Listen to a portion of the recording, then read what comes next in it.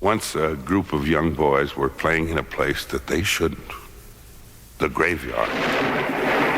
One little boy, Davy, saw something red on top of a very old grave. He stooped to pick it up and found that it was stuck. And he pulled and tugged, and it finally came loose, tumbling him right over backwards. And there in his hand was a small knife with a bright red handle. The other boy said, "You'd better put it back where you found it."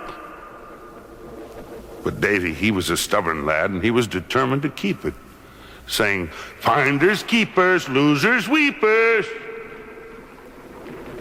Soon they tired of their play and all went to their own homes.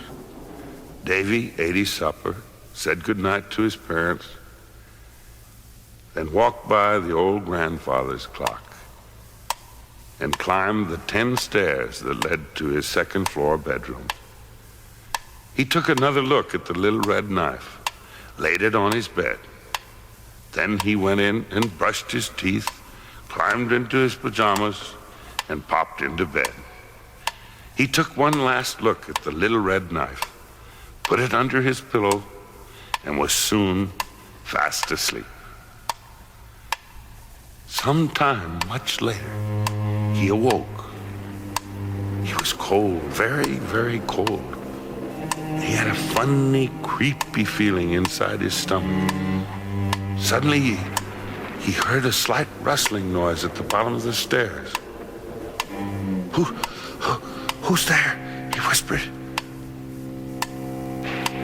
"Give me back my knife," came the answer. "Well, it's mine. I found it," whimpered Davy, and I won't give it back." "Then I'll come and get it."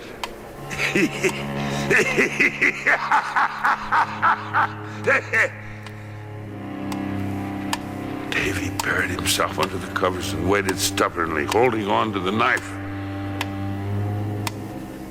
Now I'm on the first step. Now I'm on the second step.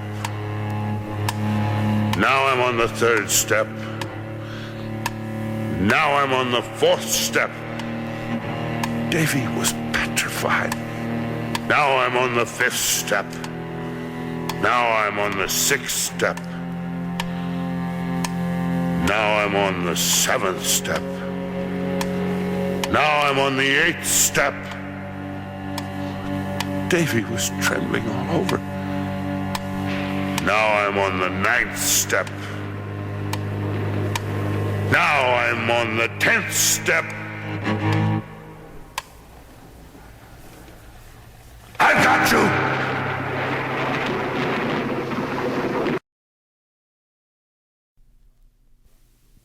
John and Jane lived next door to each other. They went to the first grade together, and John loved Jane very much. Jane always wore a yellow ribbon around her neck every day.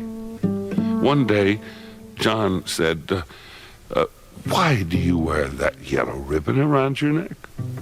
And Jane said, maybe she'd tell him later. Well, next year they were in the second grade. One day, John asked, Why do you wear that yellow ribbon around your neck?" And Jane said, maybe she'd tell him later. Well, time went by, and every once in a while, John asked Jane why she wore that yellow ribbon. But Jane never told. So time went on and on. John and Jane went through high school together, and they loved each other very, very much.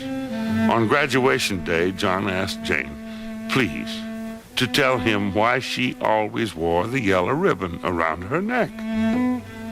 But Jane said there was no point in telling on graduation day, so she didn't tell. Well, time went by, and John and Jane became engaged, and finally, Jane said that maybe she would tell him on their wedding day. Well, the wedding day came, and John was so happy, he forgot to ask. But the next day, John asked Jane why she wore the yellow ribbon. And Jane said, well, we're happily married and we love each other very much, so what difference does it make? So John let it pass. But he still did so want to know. Well, time went by, and finally, on their 50th wedding anniversary, John asked Jane again. And Jane said, well, since we've waited this long, we can wait a little longer, can't we? Finally, when they were very old, Jane was taken very ill. And when she was dying, John asked again, between sobs, please tell me why you wear that yellow ribbon around your neck. All right, said Jane, you may untie it. So John untied the yellow ribbon ever so gently. And he looked aghast as Jane's head fell off.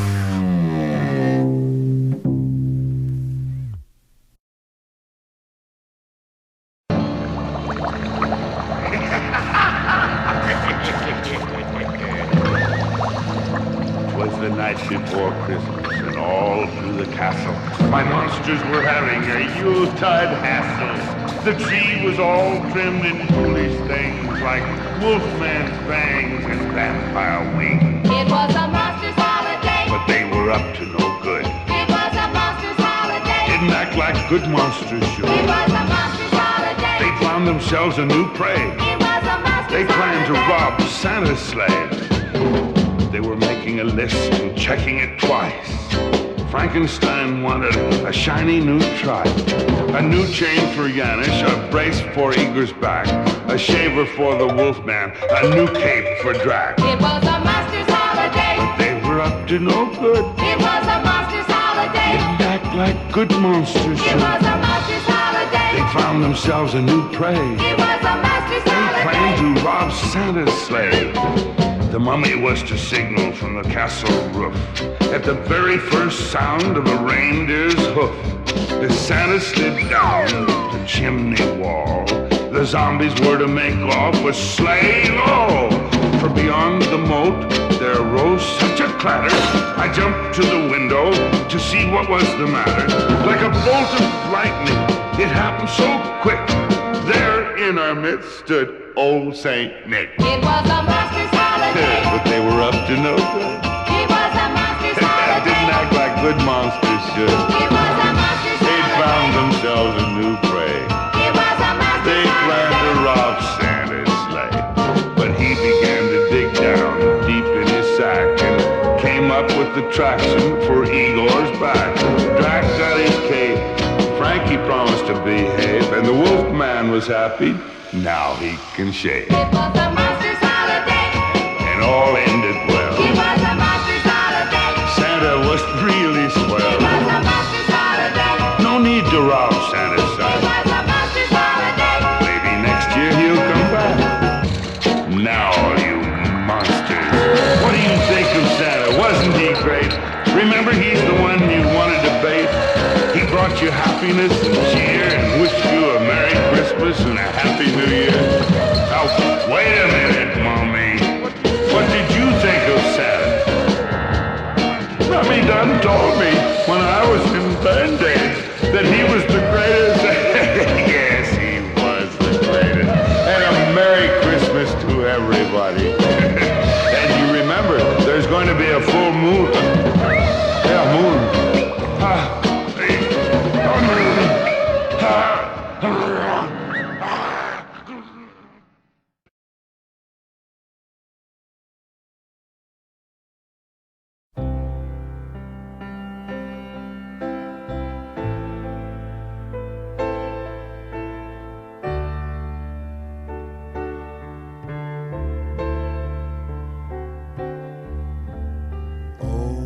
Lon Chaney, where you been so long? Sit right down and let me sing you a song. I seen you on a movie in my room.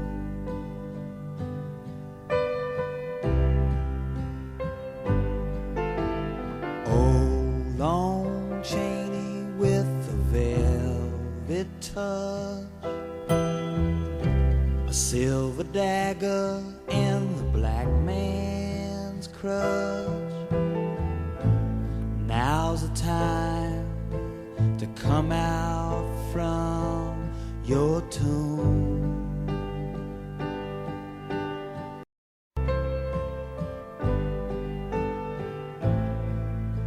You look so sad with a face of stone, with a hunchback's eye. You live.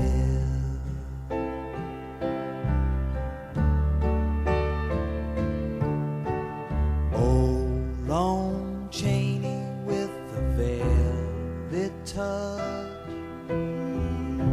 a gypsy woman that you love so much. Say goodbye, you're cured, you're free at last.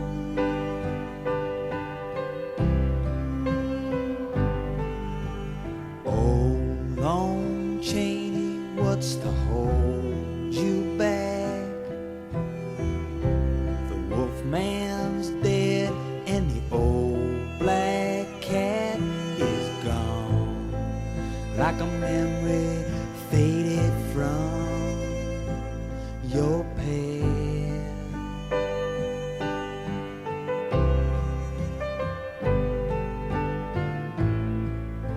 You look so sad with a face of stone, just skin and bone. You're all alone with a hunchback's eye. You live.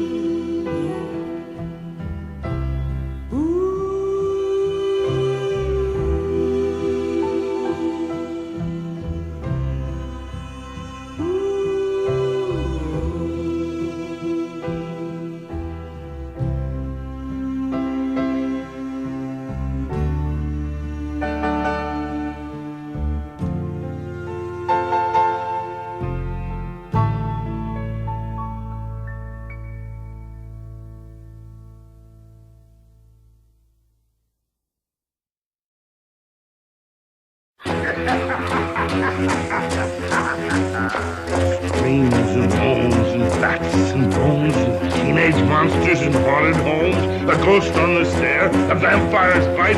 Better beware, there's a full moon tonight.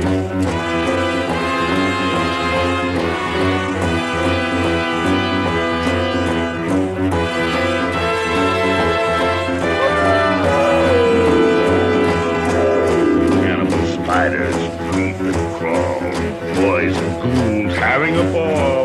Frankenstein, Dracula, and even the mummy are sure to end up in somebody's tummy.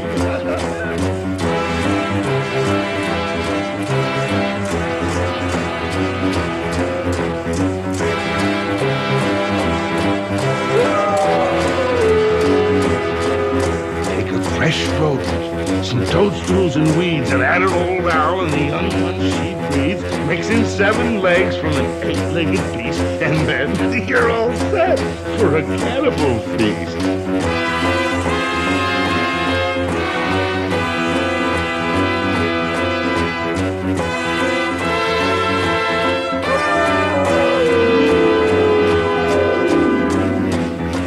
Sit round a fire with this cup of brew, a fiend and a werewolf on each side of you.